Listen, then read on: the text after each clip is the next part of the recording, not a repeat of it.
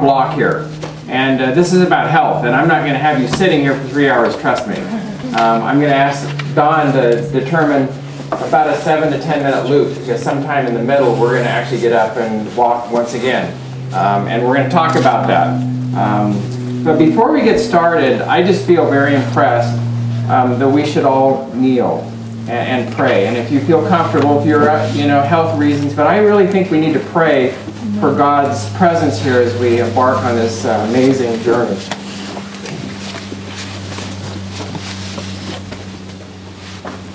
Lord, I just thank you for the beautiful weather we have, and what a beautiful venue. The classroom that's outside, what an amazing experience. Lord, as we embark upon this journey of being personally healthy and then teaching others how to be healthy, Lord, we know that this is your blueprint. And we just ask that you will be with us, be with every one of us. Help us all to experience enriched health. Help us to experience real change in our lives, and we can see how we can help our friends, our neighbors, and our community members, our church members. And I thank you so much for this, and I ask in Jesus' name, amen. I'm going to be moving around, but mainly I'm going to try to stay out of your way so that you can see what's on the screen. I'm going to do this a little different than I typically give in the community. And this program, 8 Weeks of Wellness, was developed by Don Hall, a guy who is a Loma Linda graduate with a doctorate in public health up in Portland. He does a lot of corporate health programs.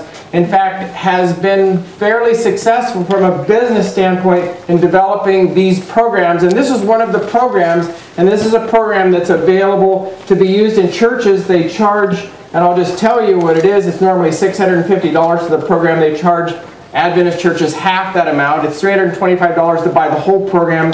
That includes a binder, and I'm going to show you later on in the week that entire program that you would get. I actually talked to Don and asked him to compass 17 of them.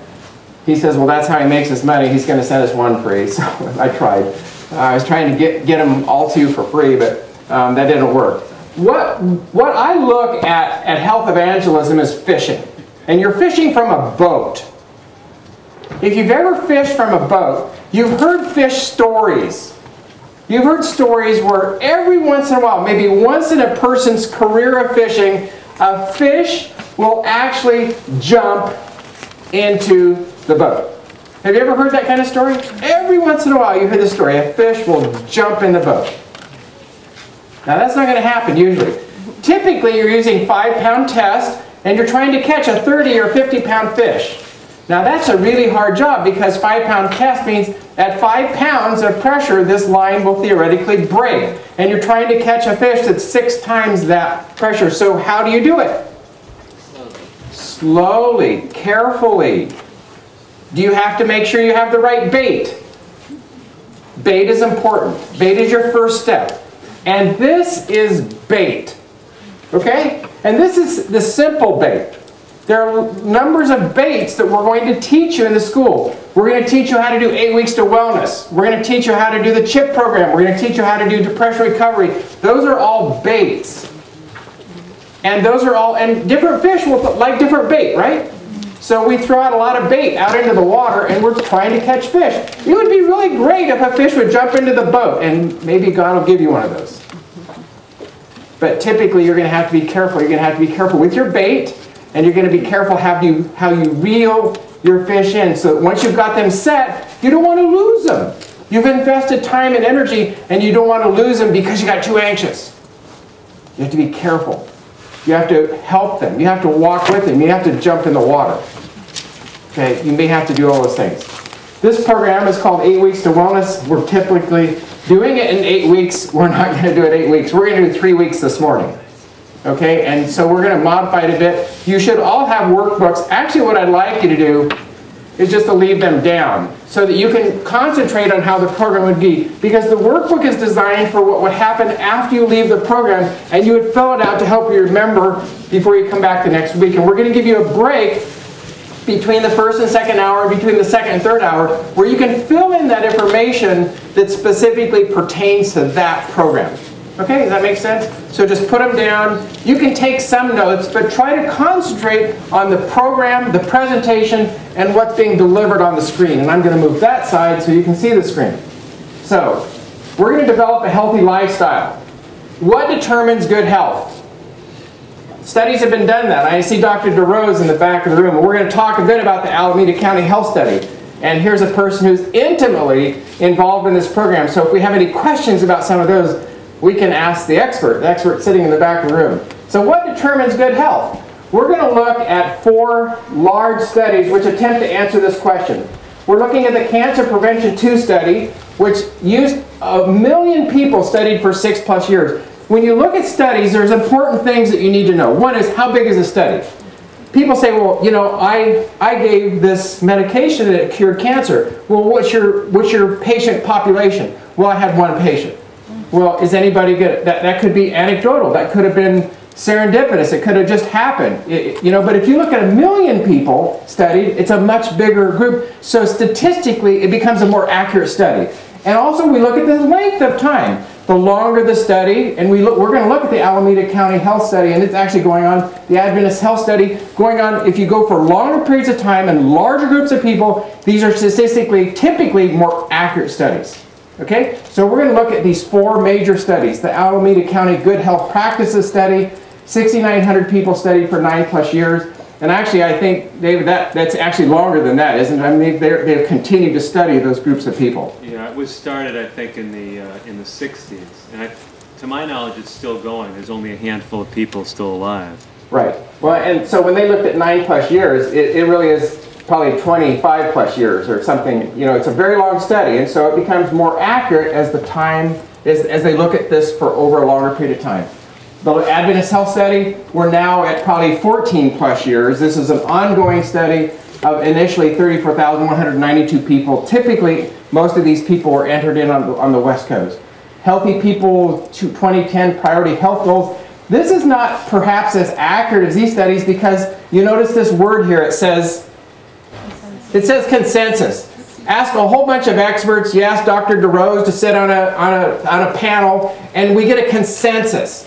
Now, consensus is not necessarily a statistical study. It's a consensus among experts. So statistically, consensus reports are perhaps not quite as accurate as those studies that have really good statistics with large number of people for large period of time.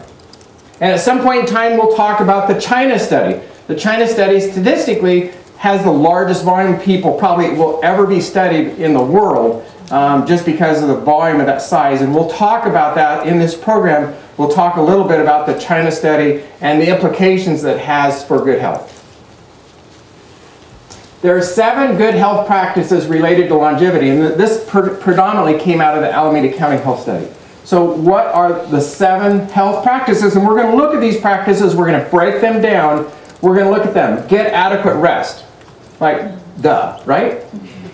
Okay, get adequate rest. We're going to show you what rest means. That is, if you get a certain amount of rest, what does that do for your longevity? What does that do for your health? We're going to break that down. Get regular physical activity. Again, duh, right? And we're going to actually look at all of these, and we're actually going to prioritize them.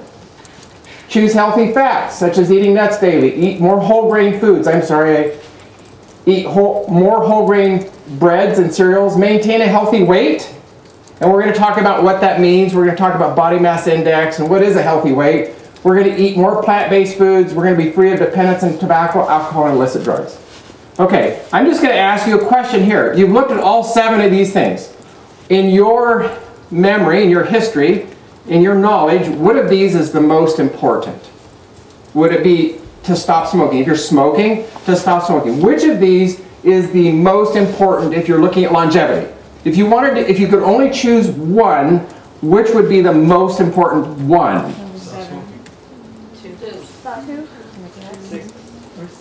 Number 2. Number 2. We're going to show that. This recent study has shown that getting regular physical activity is slightly better for longevity prediction than stopping smoking. Now, did you know that? If you had someone who was smoking and you have someone who's really not very active, you would be very concerned about that person smoking, wouldn't you? You got to really stop smoking. But you tell the person who's not physically active, are you as concerned about them? Statistically, it would be better for the person to become physically active than to stop smoking. That's what the studies show us. Did you know that? I mean, those are important things. We get very worried about certain things in health, and we forget about the log in our own eye. Okay, get adequate rest daily. 7 to 8 hours a daily is recommended. Also, taking time for relaxation. I am having hard time with this pointer. Okay. Also, take time for relaxation and recreation daily. And we're going to talk about when you should sleep. And you've probably heard Dr. Nedley say, you know, that the sleep that you get before midnight is worth up to twice the benefit of the rest that you get after midnight. Those are important things to know when you're getting rest. Okay, individuals who get 7 to 8 hours of sleep daily have better physical health. They have better mental and emotional health. And they have higher energy levels and productivity. Look at this. They also have lower mortality rates than those who get less than this amount. They live longer. They live longer. So if you're in a profession where you're working nights, what do you think that's going to do to your lifespan? The study has shown that it shortens your lifespan, depending on how many years you've spent doing that. Now, if a person completely altered their sleep cycle, completely altered it and stayed on it 7 days a week, there are some studies that show that there's not much of a negative health impact on that. But the problem is people who work nights, they only shift their schedule when they're working. And then when they're not working, they go back to the normal, and that's what messes everything up. The effects of fatigue. Lack of sleep is a major stressor affecting both physical and mental health. It affects mental, emotional, social, productivity. If you're an employer and you have an employee who's not sleeping well, what's that going to do to their productivity? It's going to be a big issue. Safety. They're going to be more dangerous on the work site if they're not sleeping. People who are in construction jobs, we notice that the injury rates are much higher on Monday morning. Now, why would that be? I mean, you've had a weekend of rest, haven't you? Supposed to be, yeah. So health, your immune system is depressed and more likely to catch a cold or flu. So if you're in the cold season and you're concerned about catching the cold, getting plenty of rest is one of the more important things you can do to keep everything ramped up and acting normal. Getting really regular physical activity. Look at this. This is hours of walking per day. And this is actually broken down, and this is very important when you're looking at this information, and then when you're actually teaching it, you have to understand a little bit about statistics. And sometimes when you see this kind of chart, when you see none, 100 becomes the normal. That is the relative risk of heart attack. That is, if you have none, they set that as the standard. Your relative risk is like 1. And it's like 0.71 if you have an hour a week. This is 5 hours a week. This is equivalent to what we did this morning, 5 days a week. Most of the people, for those of you who did it under 45 minutes, by the way, that's actually walking at what speed? This is a little math question.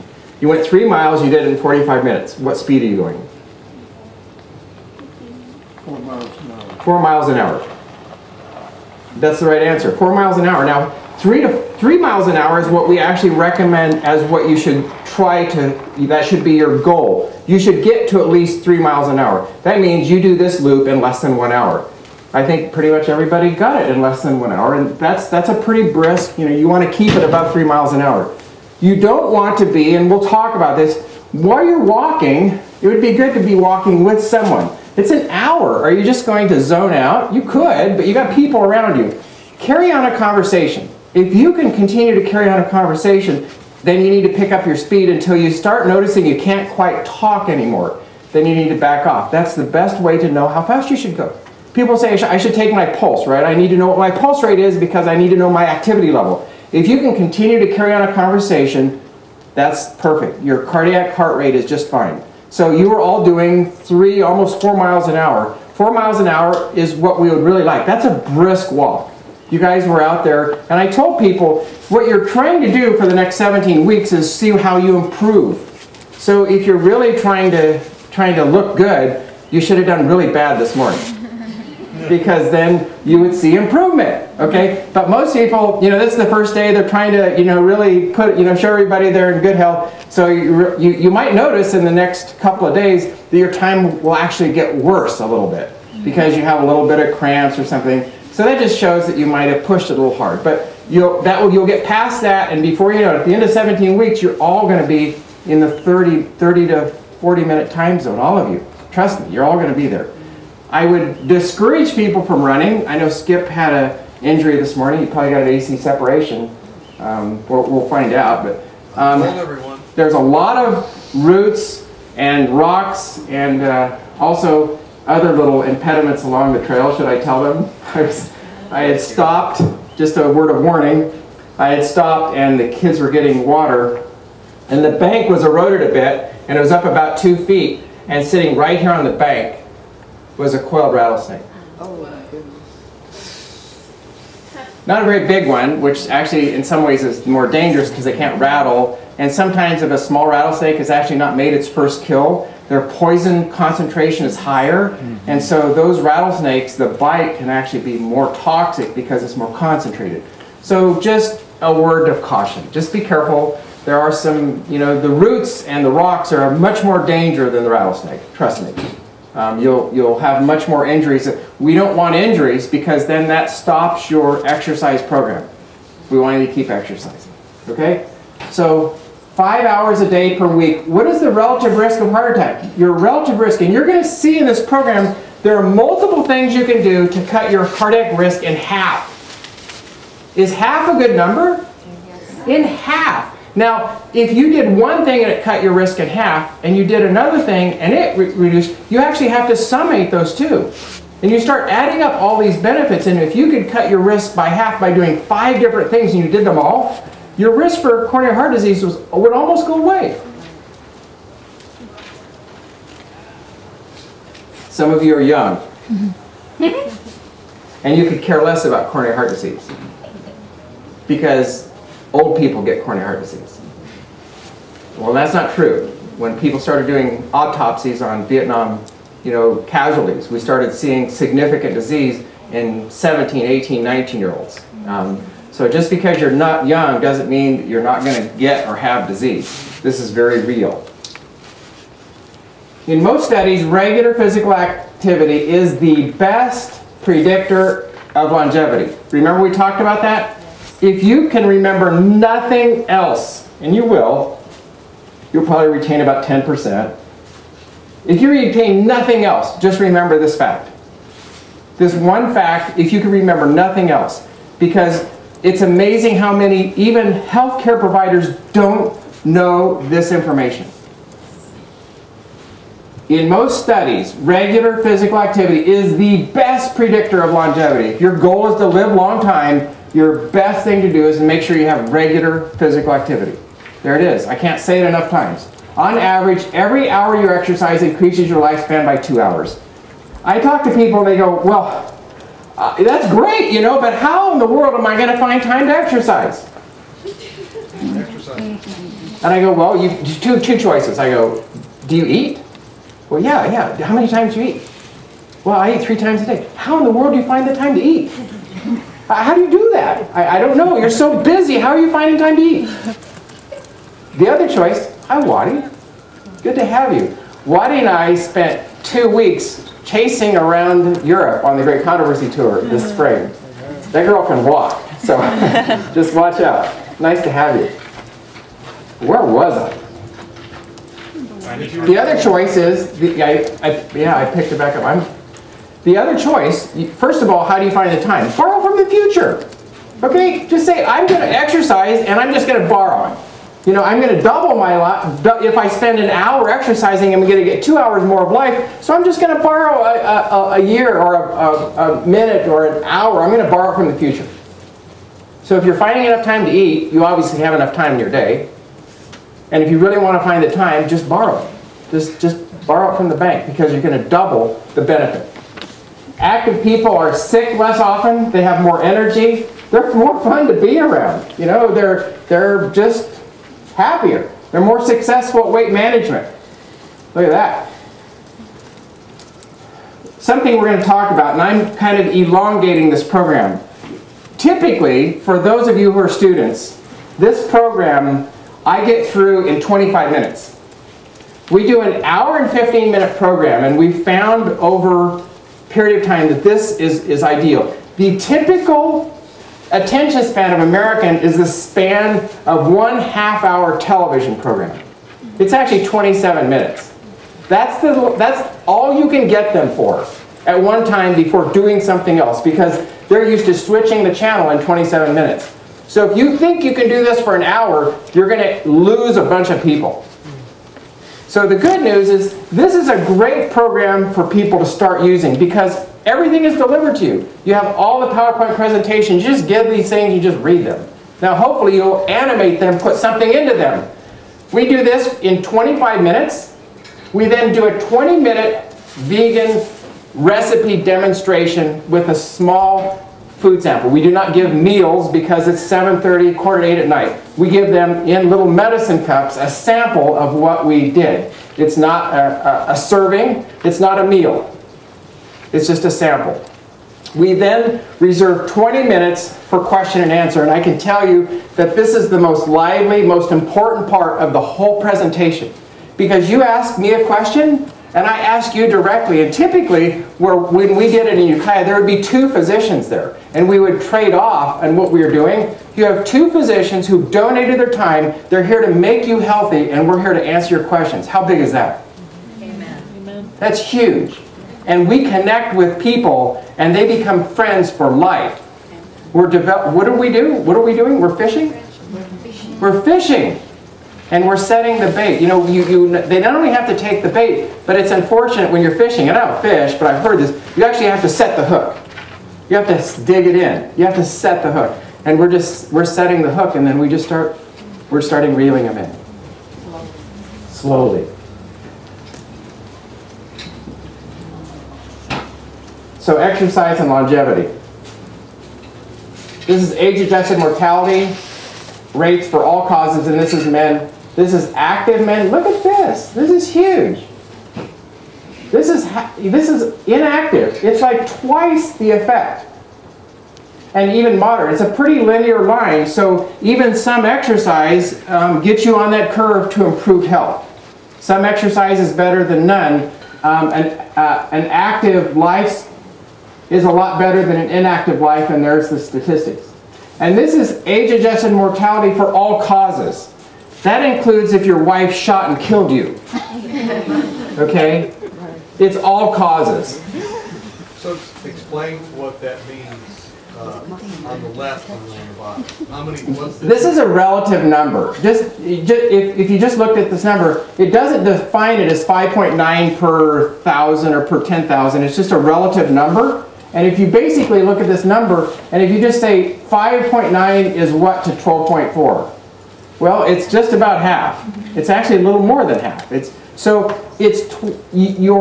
Your longevity is doubled, not doubled, because that would mean if you live to be 60, you'd live to be 120. But it's an age-adjusted statistical number based upon exercise and longevity.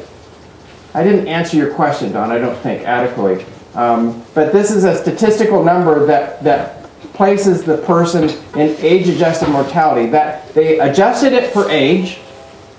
So if they all put them at like 60, and then they take all cause. It isn't just coronary heart disease, and we're going to look at those. It doesn't look at just certain types of disease. It's age-adjusted mortality for all causes, for whatever reason. That is, you died, you get on the chart. So this is your risk of dying from anything based upon your exercise activity. And it just shows that if you're exercising, you've significantly reduced some of the major causes of death, and that's coronary heart disease, strokes, peripheral vascular disease, the hypertension causes, the kidney disease that are a result, all of those diseases of Western society. Those diseases that we really shouldn't have, but we do because of our lifestyle choices. This is for women. Oops, this is age-adjusted mortality rate for all causes for women. Look at the difference here. It's a lot more. It's like 3 times difference. So for you women, this should give you encouragement if you're wondering how much benefit am I going to get for exercising. The benefit to women is actually greater than the benefit to men. This is a physical activity guideline from the CDC. Every U.S. adult should accumulate 30 minutes or more of moderate intensity physical activity, and most preferably all days of the week. If you were going to choose to lose weight based upon exercise, because that's what we're talking about, how far would you need to walk to lose 1 pound? And you don't have, it's not a trick question. How much would you think? And you don't be wrong if you try to guess, because you'll guess wrong. How much would you think? 4 miles. I'm sorry, 4? Come on. 50. Wow. She knew it was a trick question. It's 35 miles. 35. You would have to walk 35 miles. Now, that's not assuming you're going from here to Tahoe, because you'd be going uphill and you'd burn more calories. But we're talking about level walking, say on a track. You would have to walk 35 miles to lose 1 pound. You would eat enough trail mix to gain 3 pounds. Would you lose any weight? Probably not. So is an exercise program, if all you did was just an exercise program, is that the right way to lose weight? How do you lose weight? A combination. You lose weight by reducing your caloric intake. Now, exercise is a profound promoter for that, for getting your basic metabolic rate going. But if you think that you need to exercise, and if you can just change exercise and that will get you to lose weight, and this is very important to tell people, because they think that if they can just ramp up their exercise, they haven't changed their diet at all, they'll lose weight. And it's probably not going to work, unless they can walk 35 miles a day. How many miles, by the way, did Jesus walk a day? It was not uncommon, on average, 20 to 25 miles. That's probably why they were always looking for food. They're feeding 12 people. Goodness, or 13. They had 12 disciples of Jesus. 13 plus all the hangers-on. My goodness. So if you would have read this, you could have done the math, by the way. 200 calories or equivalent to a 2-mile brisk walk. So you burn 100 calories per mile. You could have done the math, 35 miles. Choosing healthy fats, non-hydrogenated vegetable oils. Healthy fats include nuts, olives, avocados, flaxseed, soy. Now, understand we're at Weimar, and sometimes oil can be a word that the tent doesn't like to hear. But you have to remember that there's a difference between a therapeutic diet and a maintenance diet. People who come here to NEWSTART, to other programs, need to be on a therapeutic diet because they're way past the curve and they're in the unhealthy state, and they need a therapeutic diet. Now, that therapeutic diet could be consumed by anybody and could make them more healthy, but at times it can be a little more rigid and difficult diet to stay on if you're already really quite healthy. So just keep that in mind. And also, when you're delivering messages to the community and you're trying to meet the secular world, you're not getting from A to Z. How do you get a fish into the boat?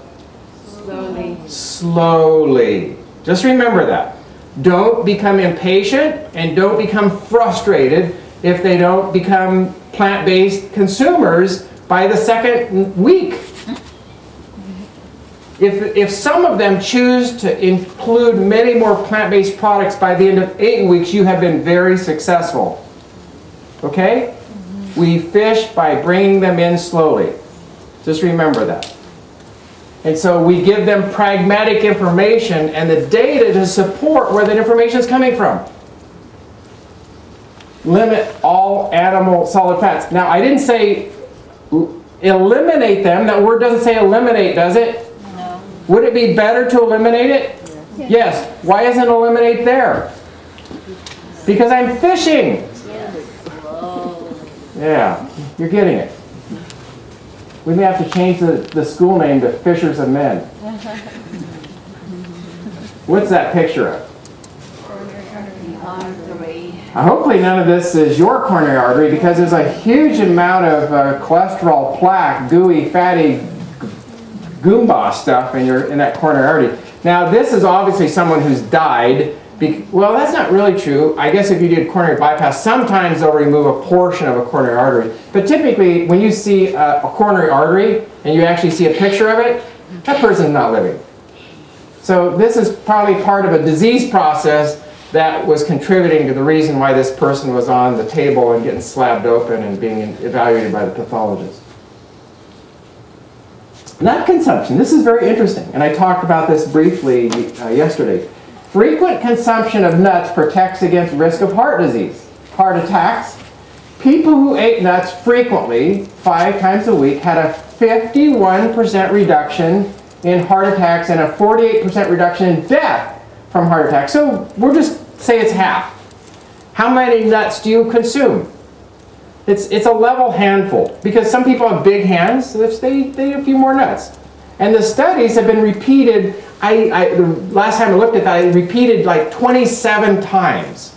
This is a study that has been repeatedly looked at and studied, and the results have been the same essentially on all of those studies.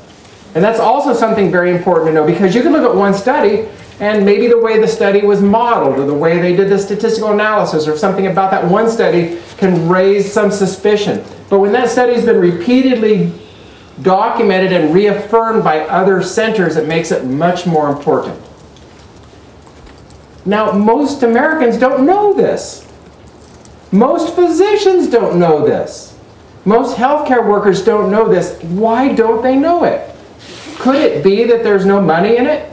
You can't put the nut in a pill and sell it and make money? I'm just throwing that out as I don't know why people don't know this.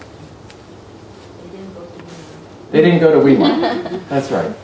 Well, so you are tasked with spreading the message to get this word out.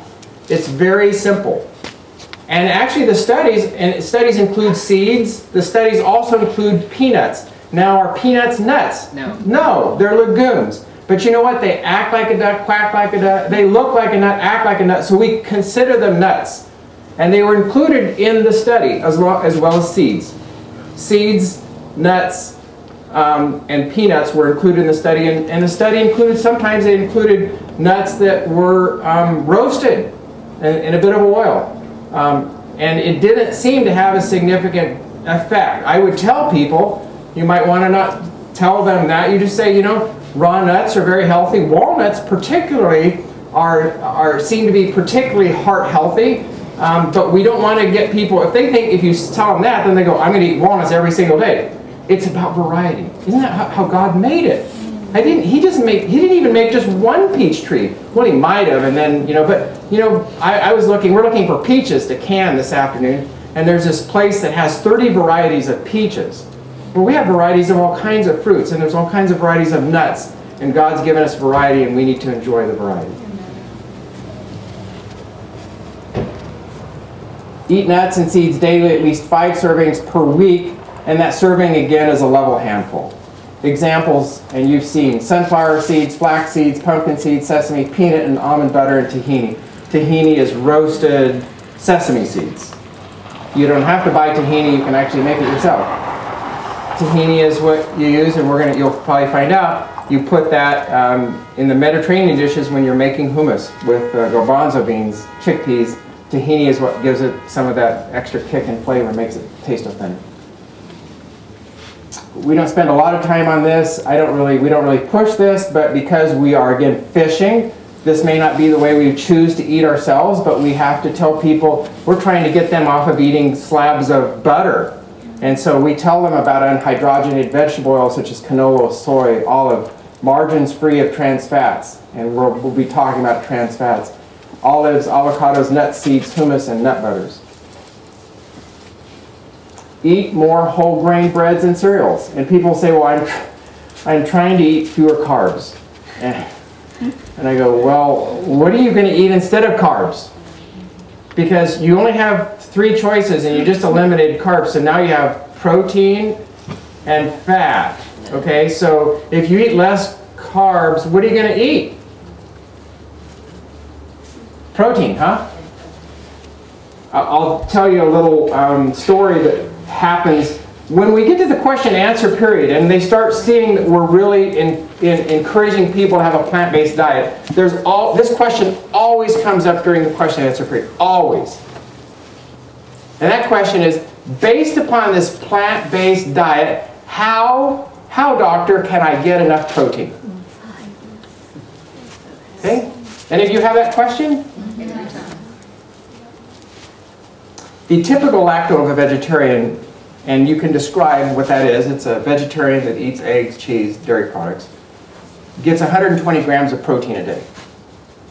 The typical person who consumes all of those things plus animal fats get about 140 grams of protein per day. Did I say fat? It's protein. 140 grams of protein a day. The science has stated that what would you think is your need? If you were getting the highest quality protein, you need about 26 grams. The government has established your basic minimum need at 54 grams. Are those numbers right, Dr. DeRose? I mean, it's in the ballpark. I think sometimes they'll say 45 for women and okay. 54. So we're close. I mean, the idea is the message. The typical plant-based diet is about 80 to 85 grams of protein a day. So we tell the people, wrong question. What you should have asked is, based upon this plant-based diet, how can I eat less protein? Okay? And we never have that question come up again. So, if you're trying to eat fewer carbs, and now I've already told you you need to be careful about eating more protein, what are you left with? Fat. Okay, so instead of carbs, you're going to choose to eat fat? So they go, okay, I get it. Okay, I see what you're saying. I probably need to eat more complex carbs, because that's really what the message is. And when you say that and it really sinks in and they finally get it, they stop thinking Atkins, they stop thinking all these diets, and they start thinking pragmatic. They're thinking of the diet that God gave us. You're just reeling them in very carefully. Every little piece is, you're just getting them a little closer to the boat, aren't you? At least 3 servings daily. Whole wheat bread and heart disease. This is interesting because people really push 100% whole wheat bread. But what if you have mixed? Mixed is a mixed combination of whole wheat and white. And typically when you look at mixed, it's not uncommon to have about a 50-50 ratio. 50% white and 50% whole wheat. And they looked at that, and the mixed isn't described here, but that's typically what you find in a mixed grain bread when they have white and whole wheat. The benefit is almost there as compared to 100% whole wheat. So don't criticize people if they're choosing not to eat 100% whole wheat because they can't quite get there, because it's about steps. So you can encourage people, you need to eat whole grain breads, your goal is to get to here, but you might have to take a transitional step. Make sense? Whole grains and risk of stroke. This is the risk, and again, relative risk of 1 is people who are the unhealthy ones. So these are people who eat one serving a day, and this is all women, and this is women who've never smoked. There's hardly a difference. This is all women. A bit of difference if you're eating 3+ a day, but the benefit for stroke, at least in this study, would imply that eating whole grains might be more important for the risk for stroke than to stop smoking. Now that's not really true, but there's not much benefit in this study comparing the people who had smoked and the people who had never smoked. The biggest benefit was in the whole grain servings per day. I really like it when people say, wow. You know why? Because we've just done an engram in your brain. That was something you didn't know before, and that's something that impressed you so much that you might be impressed to actually tell your friends or your neighbors. You have a question. I see your hand is up. Because I said, wow, because in church, one thing we do is we feel We feel self-satisfied, secure, and happy because we're not smoking. That's the point. You've got the point. Yeah, totally. And you know, we're not, and the smokers are like equal to us if they're exercising and eating whole grains. So I'm going, wow. If they're exercising, they're slightly more healthy. Yeah. Wow. We need to give the straighter message Wow. from this. That's the point, isn't it? That's the point that you can get from this information. And that's the point that we can all take home. Because this is huge. Because we typically have this amazing message, and I'm assuming that we're all of the same faith. I don't know, I didn't ask Don, but you know, I'm assuming that we're all from a Seventh-day Adventist background, at least in part, or I mean, that's part of why you're here. We have an amazing health message, and we have a complete health message, and we've decided that it's a buffet. And we've got our tray, and we're going through the buffet line. No, I won't have any of that. Yeah, oh, I like that. You know, I'll take some. Oh, like, it's a buffet. Well, it wasn't designed as a buffet. It was like, here's your plate, and I've served you, and it's got all the stuff on it you need. That's the message, and that's important.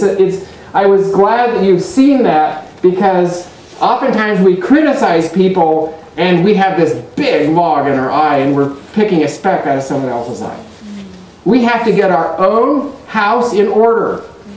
Do you agree? We have to get our own house in order. Not letting people into church when they're still struggling with smoking. Well, we could have that discussion at some other time. That's a good worship point. Put that on your list. He doesn't. No, I've got purpose. But that is, you know, you could make a statistical argument for that. So we'll just leave it at that. Choosing a variety of grains, whole grain breads, multi-grain breads, oatmeal breads, whole grain rye, high fiber cereals, brown rice, pasta, barley cereal. I'm sure you're going to get a lot of cooking demonstrations in this class, but I'm going to carve out one time, and I've done this multiple times. I'm going to do a bread making demonstration for you on how I make bread. And it's killer bread. The best compliment with this older black lady in our church in Ukiah, and she's about 80 years old. She's a clinical psychologist, just a brilliant lady, and she has eaten my bread a number of times. And she came up and she goes, "Randy, your bread is the bomb." I go, "That's the best thing anybody's ever said about it." So sometime we'll carve out a time. It takes about 20 or 30 minutes to do the demonstration, 6 loaves at a time, and it's awesome bread. And that's the only bread we eat. It is 100% whole wheat. It has some oatmeal. It's not 100% whole wheat because it has some oatmeal and some rye and some flax, but not a lot of it. But the wheat that's in it's 100% whole wheat, and it rises. It's light, airy. It's delicious. So hopefully you probably just had breakfast, but hopefully you're salivating over it. So achieve and maintain a healthy weight. We'll talk about body mass index. Your BMI should be less than 25. Your waist girth for men should be less than 37, for women less than 35. And also, you measure your waist at the level of your navel. Okay, that's where you measure if you're in question. And if you wondered about your BMI, we've given you a BMI chart here. So you look at your height over here, and then you look at weight here. So first of all, I'm 6 feet. I pick out my height. I actually weigh a little less than this, so I'm a little less than 25, so I'm less than 25, and that's the target. So that's how you do it. You find your height, you run across and find your weight, and you can get your BMI. So people with a BMI less than 25 live the longest, and here's an interesting thing. Obesity is defined as a BMI of greater than 30. So if you want to know, you just look at the chart. You don't have to look at a person. Some people, you can look at them and you go, "You're morbidly obese." You know, you don't have to look at a BMI chart. But for yourself personally, put yourself on this chart, find out where you are. This is overweight and health risk. This is a BMI of 22. They actually chose BMI of 22. Interesting thing about a BMI, a low BMI is actually associated with higher risk of disease and a shortened lifespan. Does that make sense? No, not intrinsically. You're supposed to say no, not yes. No is the right answer. It doesn't make sense. If low BMI is good, lower is better, right? Well, it turns out people have BMIs of like 18, which is almost cachectic, you know, it's very small. They're often associated with chronic disease, cancer, eating disorders, things that have a higher disease rate for them. So that's why people who have low BMIs actually have worse health outlook and shortened lifespan. But BMI of 22 is actually an ideal target, and this compares people with BMI of 30. What's the number 30 significant? That's the beginning of what we call obese. Okay, BMI of 22 is kind of an ideal target, and this compares a number of diseases based upon just your BMI. Your risk for heart disease, look at that. Your risk for hypertension, look at that. Your risk for gallbladder disease, look at that. Look at your risk for diabetes. Huge! So you can identify a huge predictor for diabetes is BMI, right? If your BMI is 30, you know that your risk for diabetes is 10 times higher than if your BMI is 22. It doesn't mean you won't get diabetes if your BMI is here, but your risk is reduced by 90%. 10 times higher if your BMI is 30 compared to 22. So if you're working with diabetics, you know there's multiple things you do, but obviously one of the things you're going to try to attack is trying to shed some pounds. Again, we're fishing, and how do you fish? You fish slowly. They could take years to get the weight on. If you took 2 years to get off an extra 60 pounds, if you took 2 years, is that a problem? That's actually ideal, because you have then developed a new neural pathway, a new habit for living better, and you'll continue to shed those pounds and keep them off. If I took 60 pounds off you in 3 weeks, you probably won't keep it off, because you haven't had long enough to develop that neural pathway for healthy choices. We're reeling them in slowly. The good news about weight, if you need to lose weight, even a loss of 10 to 15 pounds can make a big improvement to your health. It improves your glucose level, improves your blood fat levels, it improves your blood pressure, and significantly decreases your health risk. So you don't have to say, I've got to get to a BMI of 25 or I'm going to die. Well, everybody's going to die, it's just the when, you know. After 40, and I said this yesterday, I mean, the choices that you make after 40, what you're doing after 40 is choosing when and how you're going to die. And it's really 30 now, or 20, or 15, or 10, or 5, or 1. The choices you're making at the age of 1 determines how and when you'll die. Genetics has a component to it, but it's probably less than 25% component. Lifestyle is the huge component in when and how you'll die. Is that important? Most people will say, well, I can't, you know, my dad had heart disease, my grandfather had heart disease. Well, it could be genetics, but could it be, let's see how your mom taught you how to eat. And how, you know, generations, that's a passed on environmental conditioning. Be active. If you can't get skinny, at least get fit. How about that? If you can't get skinny, at least get fit. If you can't get skinny, at least get fit. Besides burning calories, exercises reduce your risk of diabetes, heart disease, and even cancer. There are some people, because of their bone structure, they will never get what we call skinny. It's not possible. If they were skinny, they would die, or they would be significantly at greater risk. It's more important to get fit than it is to get skinny. In fact, we'll show some numbers on that. That being fit is if you compare BMIs, there are some people who have BMIs of 25 who aren't fit. They just don't eat much, okay? And there's people that have BMIs of 28 or 30 and they're really fit. Which one's going to live longer? The fit one's going to live longer, even though their BMI is worse. So just don't target in on BMI. Target in on fitness. Choose lower caloric foods. Roy Wolford was a researcher. This is all free, it's not in the program. Ray Wolford was a researcher at University of Southern California. He was researching on how to get people to live longer, and he was researching in mice. And he looked at many different things, and there was one significant thing that he could do to mice that actually got them to live twice as long. There was one thing, and I've asked this question, and every once in a while I get someone who knows the answer to that. I know Dr. DeRose does, so I'm not going to ask him. Does anyone guess what it might be? Yeah, I got 3 people. I got caloric restriction. By giving them all the nutrients that they need, but reducing their caloric intake, that was the most profound thing that he could do to mice to get them to live longer. Caloric restriction.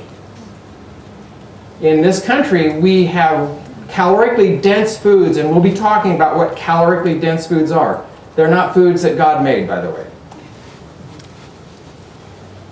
These aren't calorically dense foods. Fresh fruits, vegetables, salads, non-fat or low-fat dairy or soy. You know, again, we're fishing. It's not the ideal, but it's where we're trying to get them. Choose whole grains. Weight management principles. Avoid crash diets.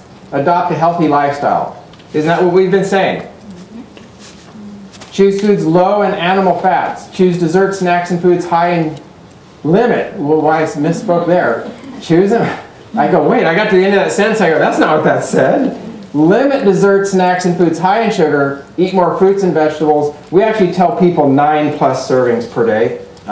This is a good place to start, but actually 9 is the recommended if you're talking about fruits and vegetables. And choose whole grain breads and cereals.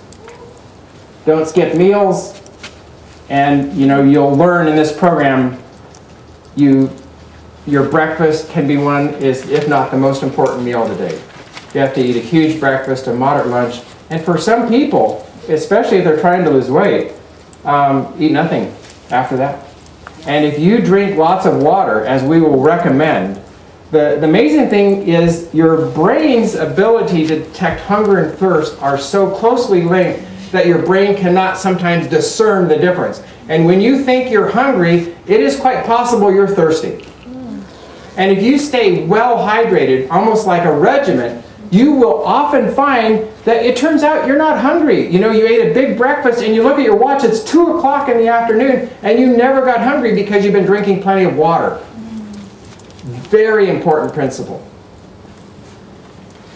Be physically active 30 to 60 minutes a day, get adequate rest, keep stress manageable, and enlist the help of family, friends, and support groups. This is huge. Getting other people. Go with someone who is in the same condition you are, and you have the same goal. Now, unfortunately, every once in a while, some of those will fall off the wagon, so then you're left. So maybe it's better to find 3 or 4, and if you lose 1 or 2, you still have somebody. Because if they all fall off, then you are going to fall off too. But just enlist a group of people. And in fact, if you're running this program, which you will be, you become one of those people. You become one of their support. And you encourage other people to join your team, and they become support people. And they're supporting. They get out and walk with them. They get out and show them how to shop. They get out and show them how to eat. Can you imagine the impact that could have in a community? And you're doing that, why? You're doing this for free? You know, why would you want to do that? You just wanting me to be healthy? Yeah, that's why I'm doing it. I love you. Wow. Eat more plant-based foods. Again, duh. Vegetable and fruit consumption. This is probability of dying in midlife. Okay, people say, well, I know, you're talking about 70, 80, but this is your probability of dying in midlife. And look at the number of people in the study group. N in a statistical is the number of people in the study. 1/3 of a million people, more than 1/3. Well, yeah, a little more than 1/3 of a million. A large group of people, probability of dying midlife. And this is actually based upon quintiles. They broke it into 5 groups of people. This is high intake of fruits and vegetables, and this is the lowest intake. And this is basically broke it into 5 groups, and then the probability of dying. So this would be like eating almost no fresh fruits and vegetables, or and this is eating probably 5 servings a day, which isn't our recommendation. We're actually recommending 9. Okay, so your risk is what, 6.2, and your risk up here is 9. And this is your risk of dying, and now we call this midlife. And we just looked at one factor. How many fruits and vegetables you eat. That's all we looked at. And this is men. the risk here is at 15, and the risk here is like 19. You know, it's not as, again, demonstrable, but it's a linear relationship. The more you consume, the healthier you get. More is better. And this is one of the great examples of it gets really hard to eat enough fresh fruits and vegetables to continue to improve the quality of your health. This is fruit and vegetable intake and risk of stroke. This is risk of stroke in men, and this tells you the incidence. This is incidence per 1,000. So 121, that's a pretty high incidence. 121 out of 1,000. And this breaks it down into two kinds of stroke. And I think my battery just died. It did. I can advance them. Here.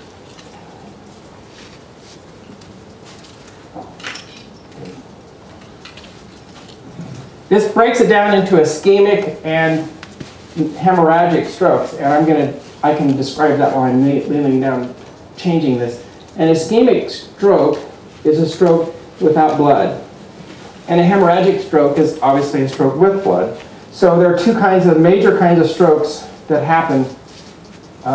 Does that get turned on? There's two major kinds of strokes. There's strokes that a vessel is occluded, is obstructed, and there's blood in the brain. There's blood in the brain. That's a hemorrhagic stroke. An ischemic stroke is a stroke where there's often a thrombus that came up maybe from the carotid artery, because you have all this, you saw that coronary artery? Well, the same thing is in your carotid artery. And you have some of that breaks off, you have a vulnerable plaque. And we'll talk about what a vulnerable plaque is. It's a plaque, it's like a boil, you know, a pus-filled, you know, thing full of kinins and reactive chemicals that break loose and go up because the carotid artery is delivering blood to the brain. It goes up, this big Goomba stuff goes up and just obstructs the vessel. It goes out until its size is the same size as the vessel and it blocks it. Everything beyond the distribution of that vessel dies unless it has some collateral flow, the flow that's coming in from the edges, but off in the middle of that is dead brain. That's what a stroke is. And there's two kinds of strokes. There's ischemic strokes and hemorrhagic strokes. There's other kinds, but these are the two major kinds. And we see here, this is ischemic stroke risk, and this is hemorrhagic stroke risk. And the reason this number is lower is because that hemorrhagic strokes are much less common than ischemic strokes. So that's why this number is down here, and this number is up here, because there's a whole lot more of these than there are of those. Okay? So we'll look at the fruit servings per day. And again, what do we see? We see this fairly linear line. The more you eat, the better you are. Free of dependence of tobacco, alcohol, or illicit drugs. This is smoking and health, and sometimes I will query the audience. If I have nobody who smokes in the audience, I don't spend very much time on this. But every once in a while I have one person, so I spend time going over this. Smoking is the single greatest preventable cause of premature death.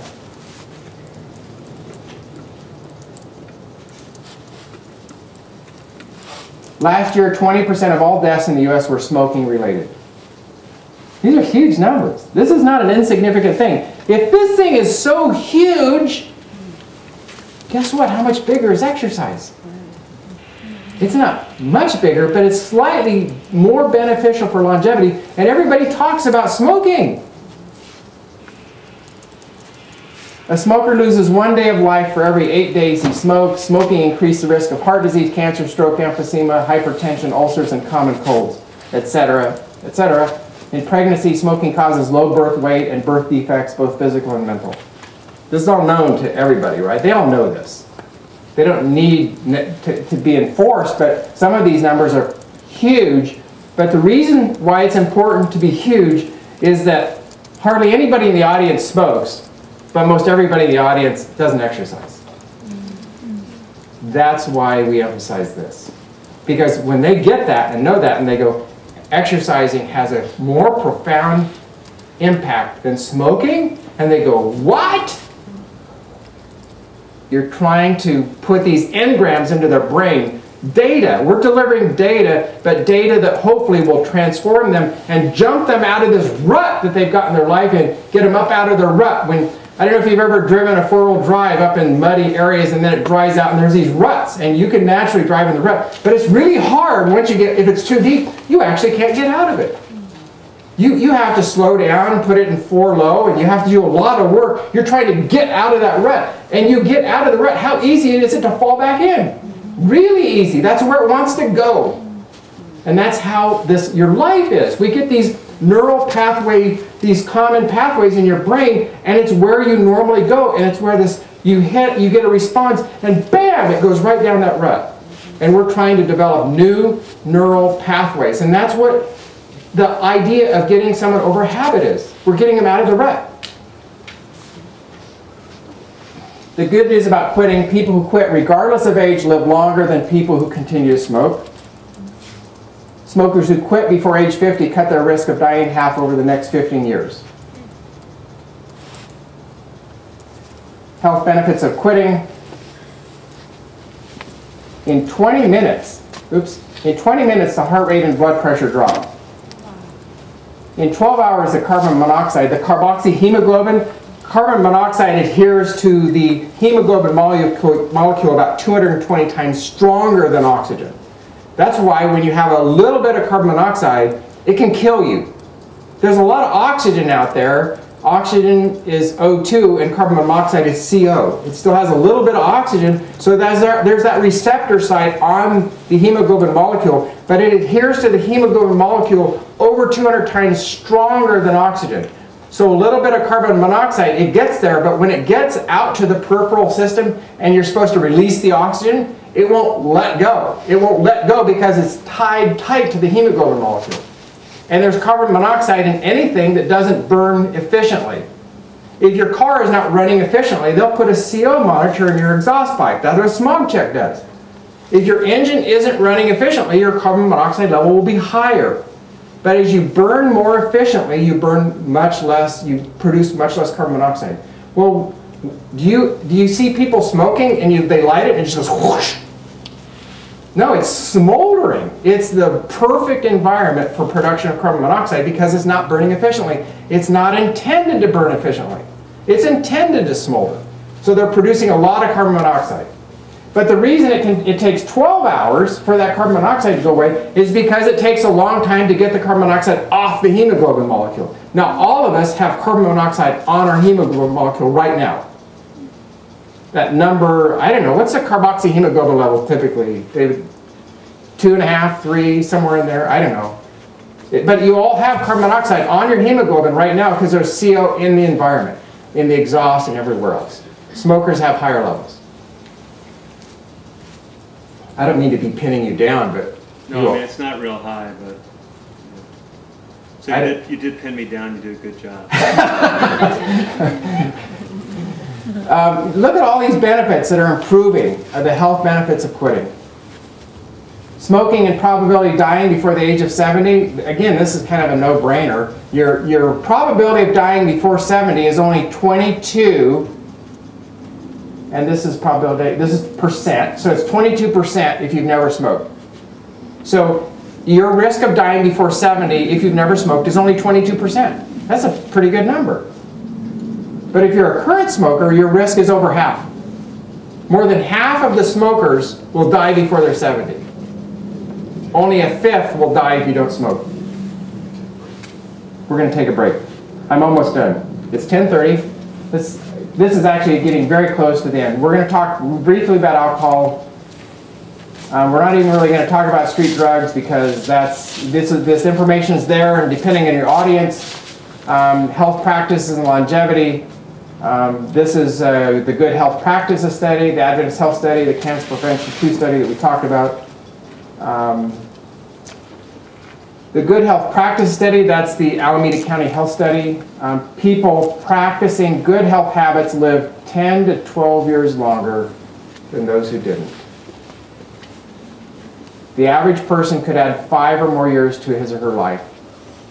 Those following a healthy lifestyle enjoyed a level of health equivalent to someone 20 to 30 years younger than those not following a lifestyle. Mortality rates were directly related to the number of practices followed. The more practices you follow, the better you're going to be.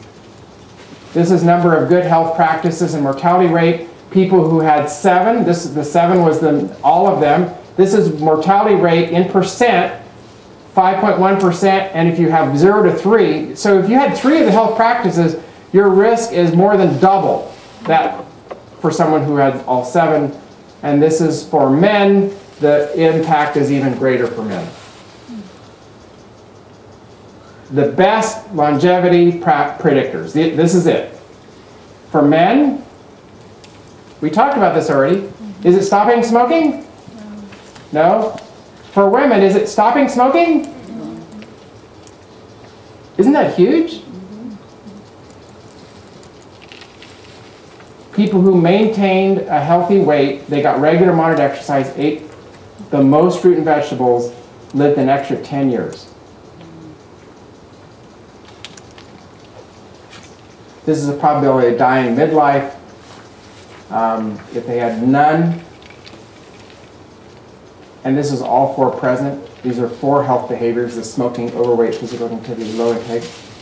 This is your risk. If you had all 4 of those present, it's just huge. I mean, these are just supporting evidence that these all are profoundly important. Conclusion: do daily health choices make a difference in how long you live and the degree of health you enjoy?